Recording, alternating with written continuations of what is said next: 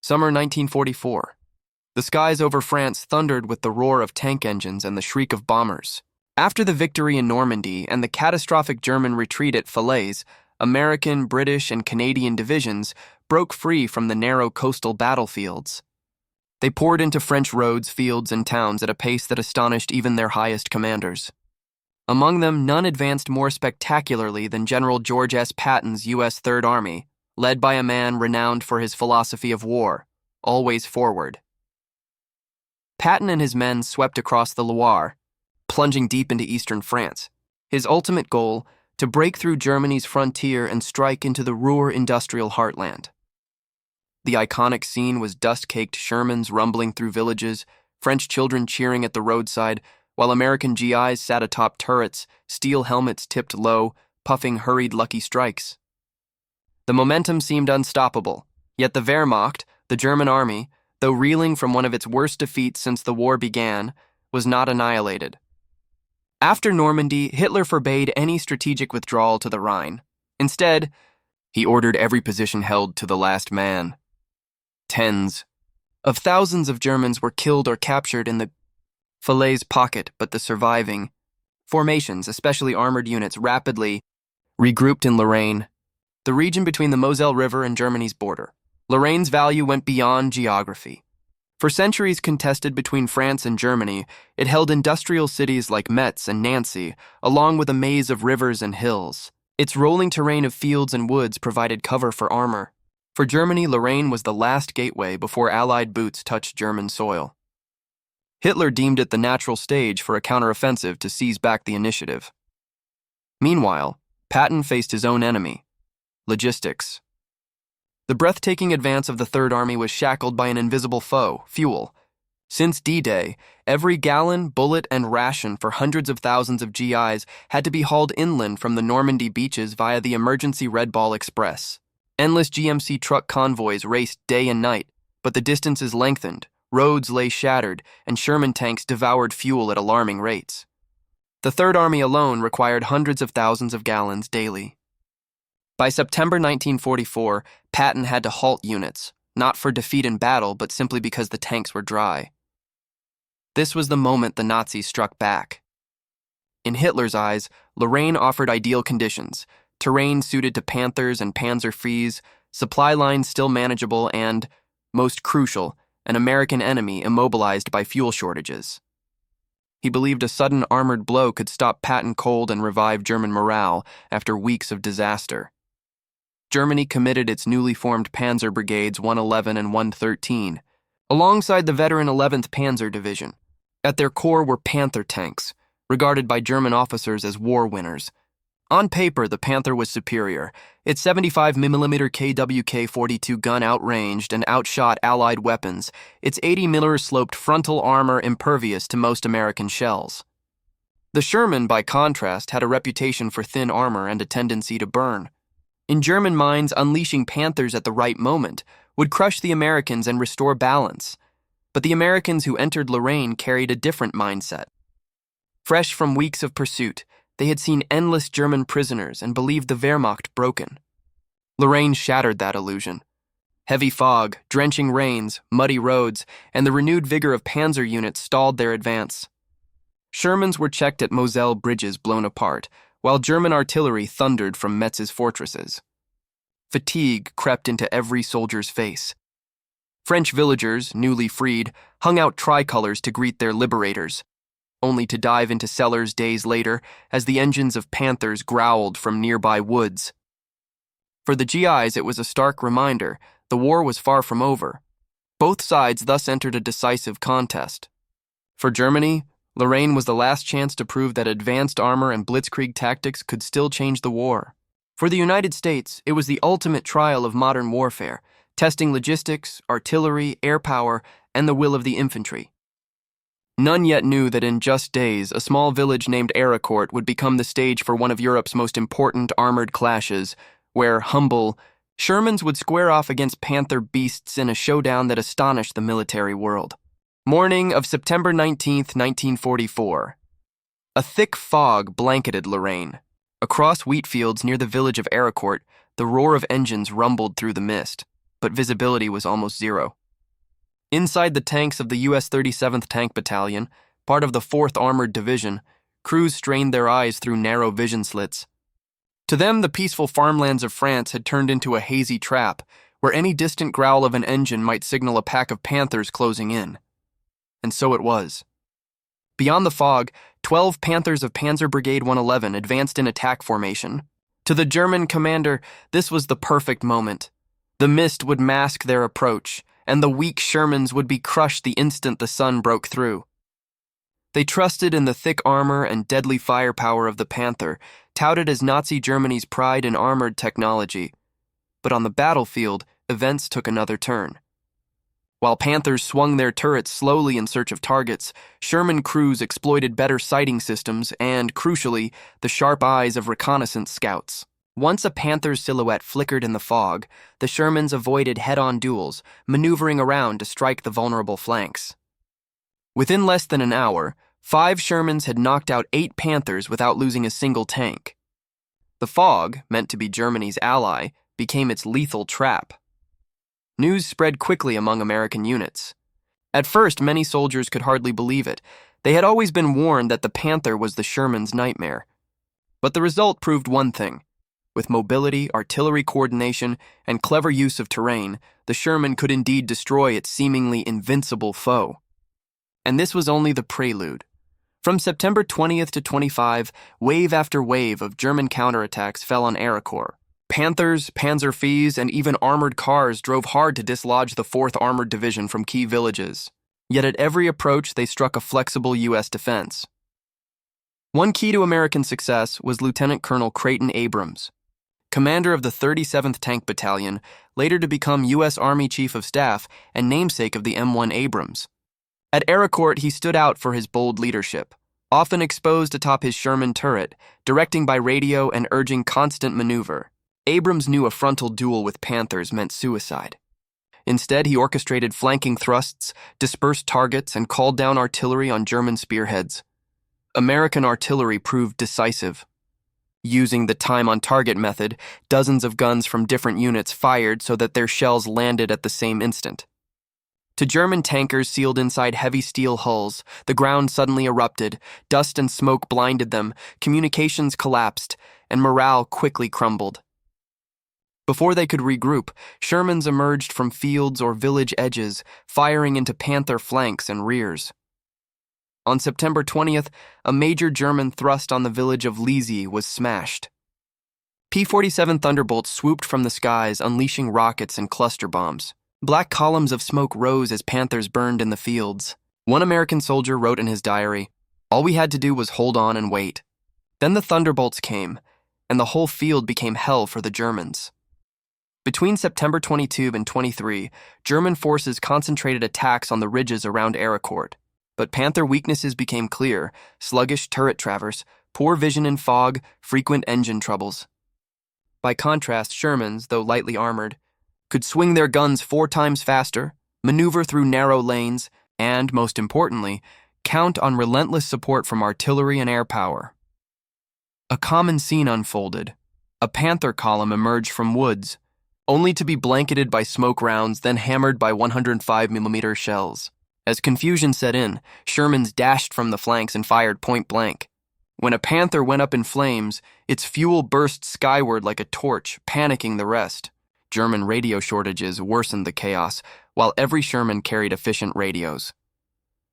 By September 24-25, the German situation was desperate. The new Panzer brigades lacked combat experience. Many crews were green, unused to combined arms warfare. The Americans of the 4th Armored, by contrast, were veterans accustomed to fighting alongside infantry and artillery. Their teamwork was seamless. One Sherman drew fire, another flanked, while scouts guided the way. As the sun set on September 25th, smoke still drifted over Lorraine's fields. Charred wrecks lay scattered, most of them German. In less than a week, over 80 Panthers and Panzer IVs had been lost around Arracourt, while American losses amounted to only a few dozen Shermans, many later repaired. A German officer bitterly admitted, "We threw our best weapons into the fight and they vanished in smoke." The Americans did not just have tanks, they had an entire system of war against us. The victory at Arracourt was more than tactical. It was a psychological shock.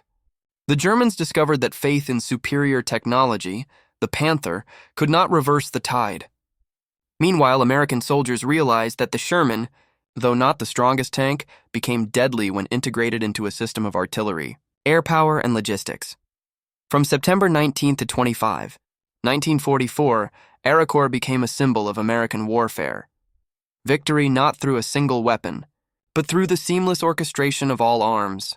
In Lorraine's fog and fire, ordinary Sherman crews defeated Germany's mighty Panthers, changing how the world perceived the balance of power in Europe. From September 19, 1944, the plains of Lorraine entered 10 tense and bloody days. Mist-shrouded fields, quiet villages, and low woods suddenly became an arena of survival between America's 4th Armored Division and Germany's newly formed Panzer brigades. On the morning of September 19th, heavy fog enveloped Arracourt and the surrounding countryside, masking the movements of both sides. Around 7 a.m., 12 Panthers of Panzer Brigade 113 moved toward the village of Luneville, hoping to break through the American lines by surprise. Yet the very fog that was meant to be their ally nullified the Panthers' firepower advantage. A patrol of the 37th Tank Battalion, just 5 Shermans, set a clever ambush. At under 300 meters, their 75-millimeter guns smashed into the flanks of the massive Panthers. When the fog lifted, 4 Shermans remained, while at least 6 Panthers burned. It was the opening note of 10 brutal days to come. On September 20th, German command in Lorraine committed more forces. Panzer Brigade 111 arrived with nearly 80 tanks, most of them brand new Panthers. From the villages of Moncourt and Réchicourt-la-Petite, they formed up for a counterattack, hoping to split the American units. But the U.S. Shermans, deployed on small ridgelines and backed by mechanized infantry and artillery, struck in coordination. Each time a Panther emerged from the mist, salvos of 105mm and 155mm shells rained down, forcing the Germans to bunch up. Lorraine's open ground, combined with poor German reconnaissance and coordination, made them easy targets. By day's end, at least 20 Panthers had been knocked out, while American losses were fewer than 10 Shermans. On September 21st, bad weather continued to shape the fight. Morning fog once more cloaked movements. U.S. crews recalled hearing the growl of Maybach engines before hulking shadows suddenly loomed into their gun sights. A platoon of the 37th Tank Battalion, led by Lieutenant Colonel Creighton Abrams, maneuvered skillfully through hedges and orchards, avoiding direct fire and striking from the flanks. Abrams, later to become a U.S. Army legend and namesake of the M1 Abrams, earned his reputation at Arracourt with bold decisions and flexible leadership. The battle ended with Shermans, together with M10 and M18 tank destroyers, knocking out more Panthers. The Germans began to realize that their new Panzer brigades, while strong on paper, lacked infantry support, reliable radios, and veteran crews. September 22nd marked escalation. Germany threw in the 559th Infantry Division and Panzer Grenadiers to support their tanks. At Lizy and Juvilais, massed counterattacks crashed forward. The Americans responded with time-on-target barrages, saturating the German advance in fire. Survivors recalled Panthers charging through burning villages just to escape the inferno. Yet the rolling terrain favored the more agile Shermans, which slipped to new firing angles and struck the flanks. Both sides suffered heavily, but tactical momentum shifted toward the Americans. September 23-24 were the peak. Germany launched furious counterattacks, committing nearly all remaining tanks of Brigades 111 and 113. At Bézange-la-Petite and Moyenvic, Panther groups advanced under smoke. American infantry, often armed only with bazookas, clung to walls and houses in desperate close-quarters defense. The clash became intimate. Tracks grinding over village streets, bazooka blasts shattering steel hulls. Overhead, when skies cleared, P-47 Thunderbolts of the U.S. 9th Air Force swooped down, firing rockets and dropping bombs into German formations. With no air cover of their own, the Germans bled tanks by the dozen each day. Meanwhile, U.S. forward repair depots worked around the clock, returning damaged Shermans quickly to the fight. By September 25th, after repeated failures, General Hasso von Manteuffel of the 5th Panzer Army came to inspect the front. He knew the new brigades could not compare to the seasoned divisions of earlier campaigns. The Americans, under General John S. Wood, fought a highly mobile defense. At Arracourt, The 35th and 37th Tank Battalions coordinated tightly, repulsing every incursion. U.S. tankers recalled fighting up to 18 hours a day, eyes burning with powder smoke and dust, yet fatigue was replaced by grim satisfaction as Panther wrecks littered the fields. On September 26 to 27, the Germans tried new tactics, breaking into small groups for night raids against resting Shermans. But American radar and reconnaissance gave early warning. Mechanized infantry laid mines and ambushes. Several German tanks blundered into minefields and were destroyed in the dark. Exhaustion, fuel shortages, and dwindling ammunition drained Panzer morale. On September 28th, clear skies gave American air power free rein. Dozens of P-47 and P-38 sorties ravaged German supply lines. Fuel and ammo convoys went up in flames, leaving Panthers abandoned on roadsides. Meanwhile, the Shermans kept moving, sustained by the robust Red Ball Express logistics lifeline of Patton's Third Army. By September 29th, after 10 days, the battlefield fell silent. Blackened hulks lay across Lorraine's fields, grim markers of German defeat. Post-battle reports tallied roughly 200 German tanks and armored vehicles destroyed, against only 30 to 40 Shermans lost, many later repaired. The kill ratio stunned observers, for on paper the Panther far outmatched the Sherman. But war is not fought on paper. Limited visibility, terrain, artillery and air support, crew skill, and morale had all shaped the outcome. For 10 brutal days, soldiers on both sides endured constant tension. For Americans, each morning was a gamble with death, the fog possibly concealing Panthers just a few hundred yards away. They fought with courage, teamwork, and trust in artillery and air cover. For Germans, it was a grinding frustration, their faith in the invincible Panther collapsing against an opponent who knew how to exploit every advantage. Stories from Arracourt spread quickly, marking the end of Panzer dominance in Europe. As September closed, the Battle of Arracourt was more than a tactical victory. It signaled the clear decline of German armor in the West. Rushed panzer brigades, committed too soon, bled heavily without achieving objectives. The U.S. 4th Armored Division, with flexible leadership and resilient soldiers, demonstrated the strength of combined arms mechanized warfare. Those 10 days of fire and fog left a lasting legacy. In Lorraine, 1944, the age of the Sherman and of American mobility had truly arrived. After 10 days of fire and smoke in Lorraine, the battlefield of Arracourt bore a desolate face, a landscape of ruin for which both sides paid dearly. Villages once peaceful now stood as charred walls. Wheat fields lay torn apart by tank treads and artillery craters, and along the dirt roads the hulks of burned-out tanks still smoldered. The results and losses of this battle were not measured only in the numbers of tanks destroyed and soldiers fallen, but also in shattered illusions and hardened convictions. For Germany, the defeat at Arracourt was a devastating blow to the belief that the Panzer arm could still change the course of the war. Panzer Brigades 111 and 113, committed with nearly 150 tanks, mostly Panthers with some Panzer IVs, were almost annihilated. Estimates suggest up to 200 German tanks and armored vehicles were destroyed or abandoned, most left strewn across the fields near Arracourt, Juvisy, and Lizy. In just 10 days, the armored strength Hitler had hoped would halt the American advance was reduced to ashes. Human losses were also severe. Around 3,000 German soldiers were killed, wounded, or captured, including both veteran crews and green recruits fresh from training schools. At a time when Germany was already drained by the disaster at Falaise, these were losses impossible to replace quickly. The Americans did not emerge unscathed. During those 10 brutal days, the U.S. 4th Armored Division, along with its attached infantry and artillery, paid a heavy price. About 650 American casualties were sustained, including more than 200 killed. The rest were wounded or missing. The armored force also suffered. An estimated 30 to 40 Shermans were destroyed outright, with others heavily damaged and withdrawn for repair. Many Sherman crews never returned, and temporary graves marked by helmets atop rifles became familiar sights. Yet, compared to the German toll, these figures reflected the American superiority in combined arms warfare and sustained firepower. Germany's defeat stemmed from several causes. First was the lack of preparation and training. The new Panzer brigades had been hastily raised with many Panther crews given only weeks of practice before being thrown into combat. They lacked experience coordinating with infantry and artillery and had no air support as the Luftwaffe was overwhelmed by the U.S. 8th and 9th Air Forces. Second, Lorraine's terrain and weather nullified Panther advantages. On the open fields, once the fog lifted, they became easy prey for the more mobile Shermans and massed American artillery.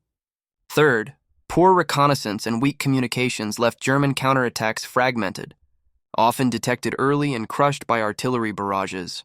By contrast, the Americans demonstrated the effectiveness of true combined arms doctrine. The Sherman might have been inferior to the Panther in armor and gunpowder in a duel, but such duels were rare at Lorraine. Every clash involved artillery, P-47 Thunderbolt fighter bombers, and mechanized infantry. When Panthers appeared, Shermans often attacked from the flank or called in supporting fire, while American air power relentlessly struck supply lines. Robust logistics, especially the Red Ball Express, ensured Shermans had fuel, ammunition, and spare parts to keep fighting. Thus, while German tanks were abandoned for lack of fuel or repair, damaged Shermans were towed away, fixed, and returned to the front within days. The psychological impact of Arracourt was profound. For American tankers, it proved they could face Panzer units head-on and prevail. The specter of the invincible Panther, or the dreaded Tiger, began to fade, replaced by confidence in mobility, teamwork, and supporting arms. Morale soared, reinforced by the sight of burning Panthers on the misty fields.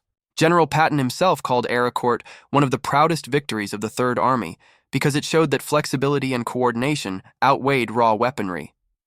For the Germans, Arracourt was a shock.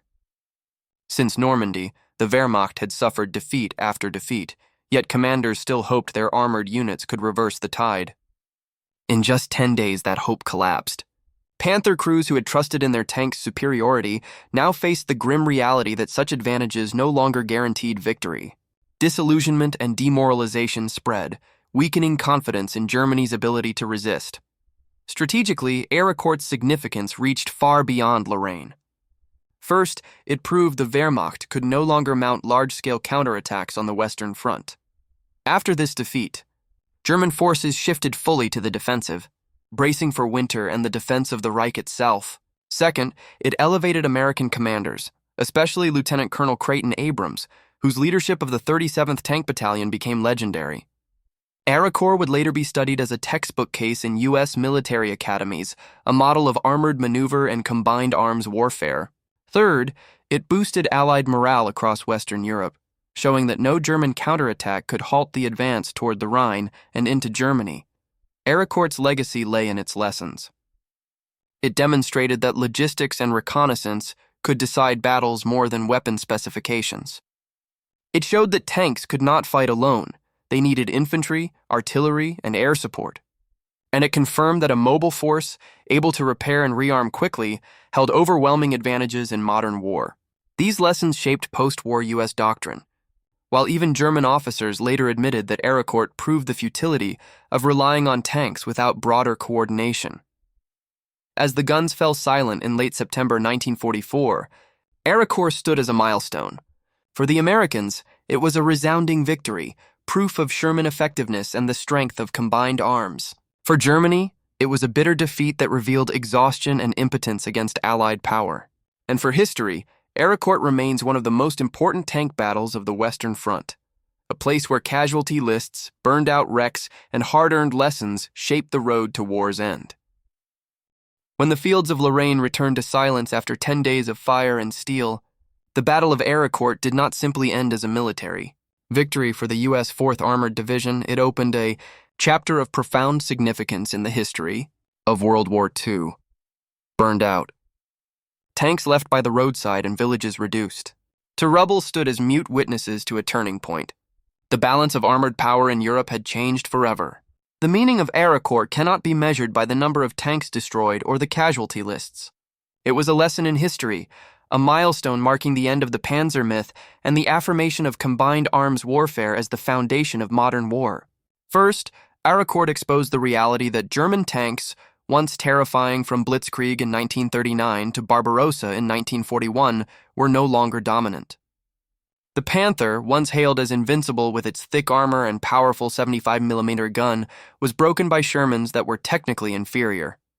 This defeat proved that in war, strength lies not only in weapon design, but in how forces are used, coordinated, and sustained. The Sherman triumphed through mobility, rapid repair, and integration with artillery, infantry, and air support. Thus, the Panzer legend faded. Second, Arracourt confirmed the decisive role of combined arms operations. A tank unit cannot fight alone, regardless of its firepower. Panthers abandoned in open fields, without infantry screens, artillery cover, or reconnaissance, became prey for Shermans and U.S. artillery. By contrast, every move of the 4th Armored Division was backed by artillery, protected by mechanized infantry, and reinforced by air power whenever skies cleared. This was the model of modern mechanized warfare. Victory determined not by a single weapon, but by the coordinated effort of multiple arms. Third, logistics proved vital. The Americans sustained continuous combat through the Red Ball Express, which delivered fuel, ammunition, and spare parts. A damaged Sherman could be repaired and returned quickly, while a fuel-starved Panther had to be abandoned. Arracourt demonstrated that in mechanized warfare, fuel was as crucial as shells. German defeat was driven largely by supply shortages. Overstretched lines and U.S. air interdiction crippled the Panzer force. The lesson became a cornerstone of later strategy. The army that controls logistics controls the battlefield. Fourth, Arracourt carried psychological weight. For American tankers, it was a liberating victory. Haunted by encounters with Panthers and Tigers since Normandy, they now watched these iron idols burn under their fire. Confidence soared, fueling their advance into Germany. For the Germans, the battle was a blow to morale. Faith in technical superiority collapsed, and Panzers ceased to inspire hope. Fifth, the battle held strategic significance. After Falaise, Germany hoped to hold Lorraine to block Patton from the Saar industrial region. Arracourt shattered this plan. The Wehrmacht lost the ability to mount major counteroffensives in the west and fell into defensive retreat. For the Allies, it confirmed that nothing could stop them from crossing the Rhine. Hitler's last hope of halting the American advance in France and Lorraine was gone. Sixth, Arracourt left a doctrinal legacy. For decades, it was studied in U.S. military academies as a case where inferior technology won through maneuver, coordination, and logistics. The name of Creighton Abrams, commander of the 37th Tank Battalion, was immortalized here. He later became U.S. Army Chief of Staff. The lessons influenced Cold War doctrine.